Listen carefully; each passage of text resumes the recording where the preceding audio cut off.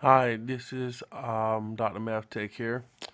I've got a problem for you today, and the problem I want to look at here is a fifth grade science teacher wants to know if there's a relationship between final exam scores and overall course points after adjusting for a quiz score. In order to be successful, be sure to include a scatter plot to evaluate the various assumptions. All right, so some of the assumptions we have right off the top here is that the data has to be interval or ratio scales. Um, a relationship, a linear relationship must exist here, and all the variables should be a normal distribution. One of the things we have to do right up top here is we're gonna have to adjust for this quiz score. So what we're gonna do for that, we're gonna go to the SPSS, jump right in there, pull up this. So I need to make up a new one called adjusted quiz score so I can actually look at those two variables. So what I'm going to do is I'm going to go here to transform, and I'm going to hit compute variable, and I'm going to call a new variable called adjusted quiz. Adjusted course points, adjusted course points. So my adjusted course points is going to be the final course points minus the quiz score. So that's me adjusting for the quiz score. I'll hit OK. Let's just calculate that, and now I have my adjusted quiz scores, as you can see right here. All right, so the next part in this problem asks, we want to see what violations or assumptions are violated, have been violated. Well, let's go ahead and create a scatter plot here. So we can just go to graphs. I'm going to go to chart. I don't want to go to legacy. Let's see here. You want to go down to legacy dialogs, and we can go down to scatter dot. And we can just do the simple one. And I'm going to define it here. All right, so my x-axis, my y-axis is what I actually wanted to predict, not predict, I'm sorry. On this case, we're looking again for the relationship between what? The final exam scores and the overall course points. So we want to see if the final exam score is to know if there's a relationship between them.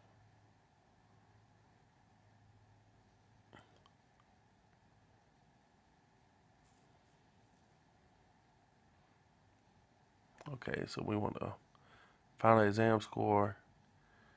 Can we predict the final?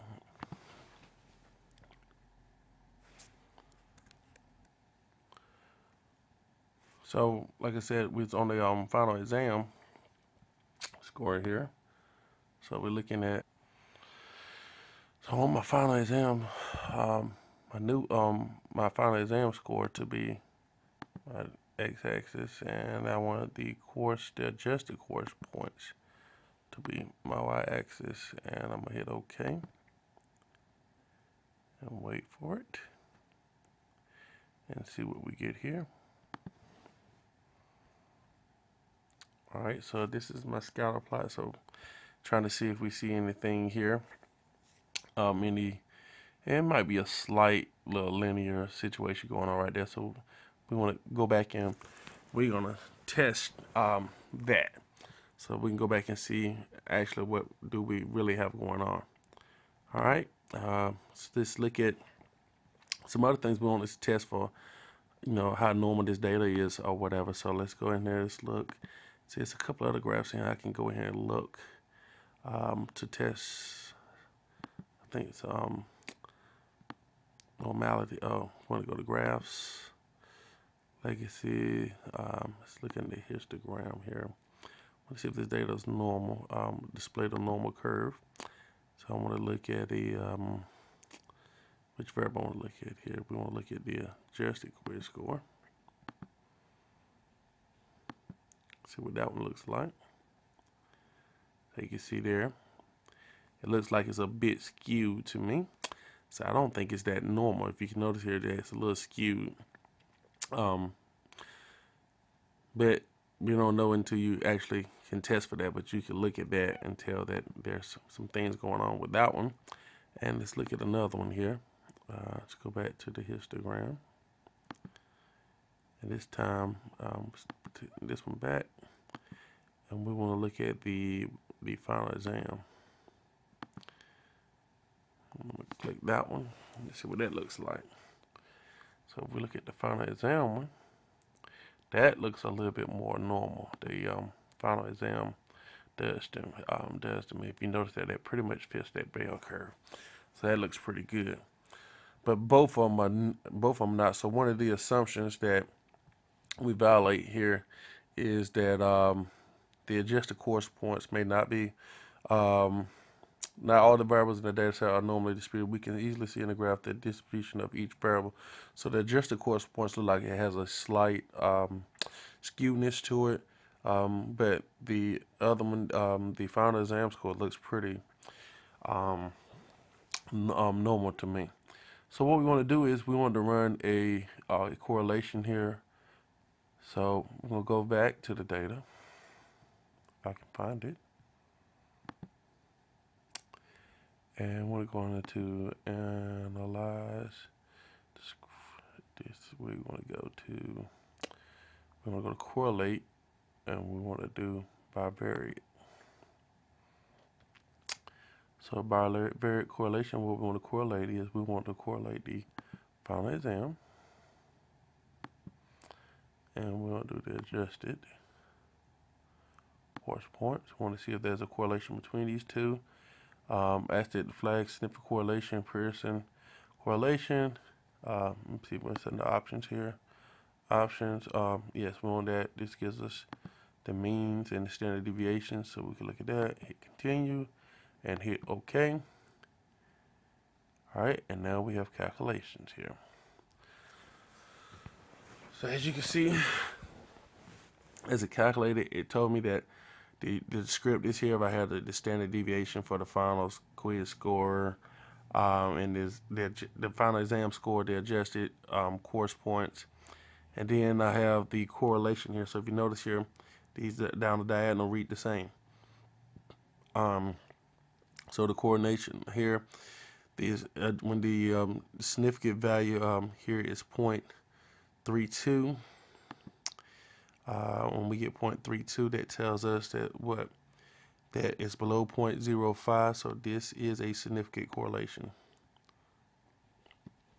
So if you see here, they also tell you that correlation is significant at the 0.05 level. So since it's significant, what we do is we're going to reject our null hypothesis. Our null hypothesis was that correlation did not exist, meaning that correlation R was equal to 0. So we're going to reject our null hypothesis, meaning that conversely we accept our alternate hypothesis. But for this case, we reject our null hypothesis. So what this test is saying, that there is a correlation here, that this has a correlation, and the correlation is actually a 0.479, which is not terribly strong. We would call this maybe moderately weak, because if we're thinking from 0 to 10, we usually say that 5 is that changing point. That as things start to get, we round up, or if it's below 5, 5 and below, well, below 5 we round down.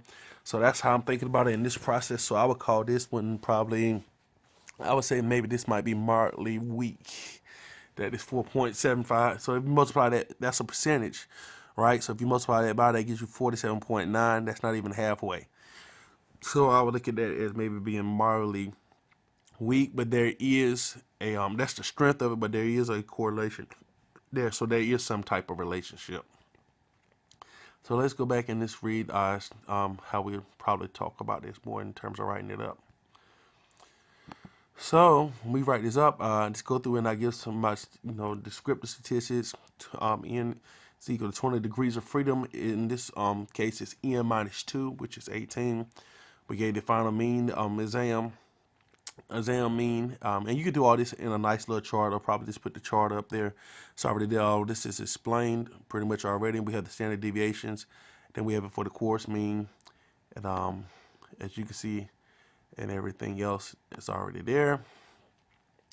So remember, I asked you to state your null. So the null hypothesis is that no relationship exists between final exam and adjusted course points. So therefore, the correlation will be equal to 0. The alternate of that is a relationship exists between the final exam and the adjusted course points. So the correlation is not equal to 0, as I have stated there. The next part in this, this procedure they ask you to do is they want to know the results of the procedure. So we utilize the Pearson correlation here in SPSS that I just demonstrated. And then when you go through and do that, then we just reading the data right off. Like I said, 12.79 is the actual correlation. That is your R. So R is equal to 0.479. Or if you want to figure it out as percent, that's 47.9%. And then we have our significance with a two-tail is 0.032, which is smaller than 0.05. Therefore, if it's smaller than 0.05, we reject the null. So we reject the null, in which, remember, the null was saying that there was no difference. But we just did from this test that it is significant. So there is a difference. So we would be able to say there's a difference. So I say the Pearson correlation was calculated for the relationship between final exam score and adjusted course points. A moderate weak positive correlation was found with R 18. Remember, you always put the degrees of freedom in there. Equal to, and we're talking about what R is 0.479 with a p-value of 0.032. That should be equal. Sorry. Okay. So indicating a significant linear relationship between the two variables. That's pretty much all we can say. So the decision regarding the null hypothesis in this case is that we reject the null hypothesis at the point because p is less than 0.05, and consider the alternate hypothesis that a relationship exists between the final exam and the adjusted course points, meaning that the correlation is not equal to 0. And that would be how I would look at this from a correlation point of view. Thank you, and I hope you learned something. Bye-bye. Until next time. Bye.